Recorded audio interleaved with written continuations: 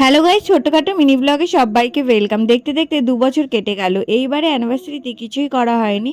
তোমাদের দাদাভাই একটা কেক নিয়ে এসেছে, সেটাই রাত্রি 12টার সময় একটু কেক কাটলাম। যেহেতু শরীর খারাপ ছিল তাই জন্য কোনো প্ল্যানিংই করতে পারলাম না। আর গপু ঘুমোচ্ছে তাই জন্য গপুকে আর নিয়ে আসিনি। আর এখানে দেখো, পরের দিন সকালবেলা ওকে স্নান টান করিয়ে একদম রেডি করিয়ে দিদি এখন দোলনা চড়াচ্ছে। ও এখন এরকম পায়ের মধ্যে দোলনা চড়তে খুব ভালোবাসে।